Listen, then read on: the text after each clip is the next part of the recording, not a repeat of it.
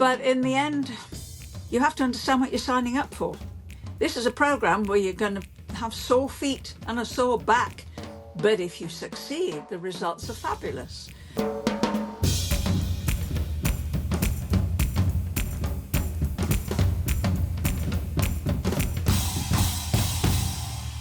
Hello and welcome to The View from 22. I'm Lukas Degutis, the Spectator's editorial manager and former ballroom dancer, which is fitting because today we are discussing whether the beloved Strictly Come Dancing is tarnished after the recent bullying rows. A series of allegations have been made against some of Strictly's professional dancers from celebrities. Most famously, Sherlock star Amanda Abbington had accused her partner Giovanni Pernice of physical aggression, verbal bullying and harassment. This week, the BBC has issued an apology and upheld some, but not most, of her complaints. Were they right to do so? Joining me to discuss this topic is former Conservative MP and former contestant on Strictly, Edwina Currie. Edwina, could you start perhaps by taking us through your experience on Strictly Come Dancing? Well, I was in my mid-60s, so it was probably a bit of an ask anyway. But I thought, well, why not? Why not have a go? I was pretty fit and athletic and all that kind of stuff. My lovely husband, John Jones, said, oh, you must, you can tango, I'm sure you can. And so I signed up for it. I had no high expectations. I mean, I love the programme. I watch it every year. But what you're trying to do, of course, is become an athlete overnight. And for anyone that's an athlete already, that's probably okay. You're okay with all the training. For anyone that's not, it's a real take you out of your comfort zone environment. And I suspect what's happened over the years is the BBC have aimed for higher and higher standards when it comes to the dancing and forgotten that they're dealing with actually ordinary human beings, and that for some people can be too big an ask. Do you think there was a defining moment for you when you took part, when you thought, okay, this requires a lot more effort than I initially thought it might? I think after about the second session of training, I realised, yes, well, this isn't just going to be an hour just to keep myself fit. This is full on. The contract that I had to sign, which I think is very similar today, was a minimum of 12 hours training a week. Now, if you take into account that you don't do anything on a Sunday, Saturday you're in studio, Friday you're in studio, but you're being fitted out for your kit, and by then you've got to have your routine pretty well pat. And so you're talking about Monday, Tuesday, Wednesday, Thursday. At the very minimum, that's a whole long slog. And most people do a lot more than that. And certainly your professional expects you to do more than that. They're quite insulted if that's all you're going to make available. So there came a point, I think, on day 2 when I thought, God, I can't feel my legs. This is insane. By about week 3 or 4, you're getting much fitter. Obviously, your muscles are growing. And you're making more progress. The bit that really did my head in was that actually it did my head in, because remembering where all the steps have to go is remembering a pattern. And my head doesn't work like that. And I found that for weeks and weeks, I couldn't do crossword puzzles because that's the same bit of the brain that's trying to recognize a pattern. I could only do it by muttering to myself. You can see me doing it on air. I think I knew I was not going to be very good, but I hoped I might stay in 1 or 2 more weeks than I actually did, which was to be voted out first time. And can I ask what your relationship was like with your dance partner, Vincent? I absolutely loved Vincent. He was wonderful, lovely little Italian. I think I was probably an inch or 2 taller than he was, which probably helped.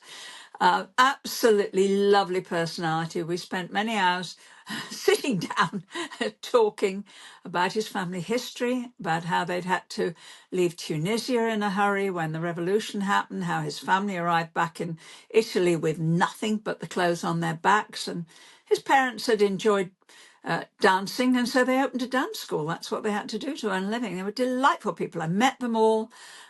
We were invited, my husband and I were invited to Vincent's wedding a little bit later on. We had the joy of meeting Susan and their two little boys. It was an entirely positive relationship. But I think that's partly because I didn't take it too seriously. And Vincent realised fairly quickly that he was not going to be a winner this time. When we were voted out, I was relieved because we'd done 5 weeks hard slog. And he cried. Bless him. He cried. He said, I never win. I said, just keep going. Next year, maybe.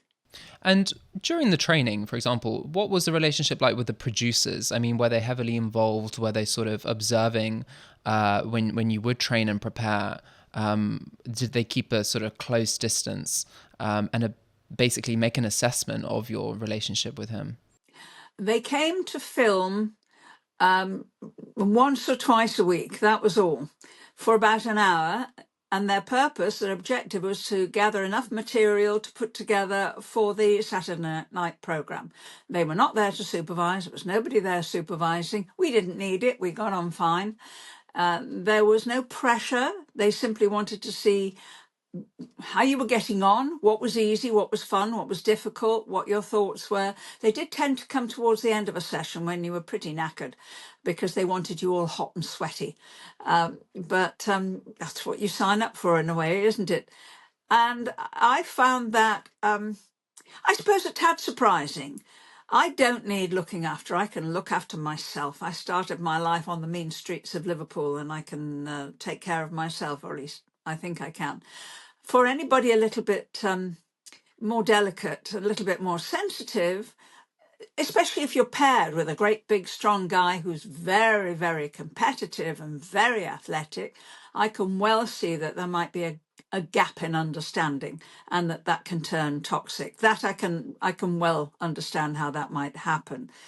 But in the end, all my experiences were very good ones and I was very happy with it. Mm.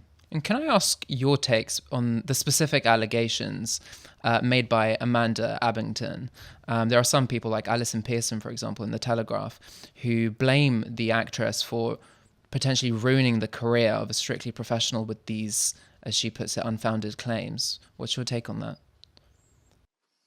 Well, I don't think we should do any victim shaming. I think if somebody really is upset and feels in any way abused, I think we should be alarmed and look at what might be the causes of that. And I can well see a disconnect between what an actor wants to achieve in Strictly and what an athlete, a professional dancer, wants to achieve in Strictly. And the very best professional dancers like Anton Dubek and indeed Vincent, they understand that they are working with people who are not dancers and are not going to become dancers in a matter of weeks. Then they understand that. And it could be that more recent recruits as professionals didn't quite get their heads around that because there was more than one complaint. But in the end, you have to understand what you're signing up for. This is a program where you're going to have sore feet and a sore back. But if you succeed, the results are fabulous. So I think my sympathies really are with both sides, if that sounds sensible. And I think the BBC need to be a little less arrogant about this and a little more careful, a little more cautious, a little more protective of everybody involved, not only the dancers, but their own professionals who have reputations to maintain as well. We've heard that there have been these sort of new protocols put in place now, a pre-show psychological review for each contestant, producers being present during rehearsals who keep daily logs, and weekly welfare meetings. Do you think that's enough? Well, I think it's the sort of thing that should have been in place already. It's astonishing that it's taken, 20 years to get to the stage where the BBC thinks this is necessary. When I did Hell's Kitchen with Gordon Ramsay, when I did I'm a Celebrity, Get Me Out of Here, ITV think about these things a lot and they make sure this sort of protocol is in place already. Indeed, I got to the stage in Hell's Kitchen where the psychiatrist actually said to me, pulled me out at the set and said, "You're the only one who hasn't asked for a talking session." And I said, "Well, I'm fine." She said, "Well, you're not supposed to be fine. You're supposed to be under stress." I said, "Oh, for heaven's sake, it's a television programme." So my attitudes were totally laid back. But that's not always the case. And people who have anxieties or are troubled under pressure, who aren't as ancient and thick-skinned perhaps as I am, I can well understand that that would be extremely valuable for them. And it should have been in place in the first place. And the fact it's taken a long time to put into place suggests that the BBC have been a bit cloth-eared about all this. They will have paid the price this year because they found it much, much harder to get women to take part as celebs. Hopefully that'll get sorted out because it's a terrific programme, absolutely terrific. Do you think it will bounce back? I mean, from what I can tell, there's been quite a bit of backlash since the allegations. I mean, have you been watching the latest series? I haven't yet caught up with the latest series, though I can see that a contestant who is blind is doing incredibly well. And maybe that's the lesson that programme makers should pick up. It's not about excellence in dancing. It purports to be, but it's not. It's about human stories. It's about overcoming difficulties. It's about doing astonishing things and making something beautiful out of something very ordinary. And the viewers know that. That's why they vote in people like Bill Bailey, who weren't dancers but showed that they could be hoofers and that they could adapt to it and have a sense of humour about it. And I hope that particular contestant does well. It's not about come dancing.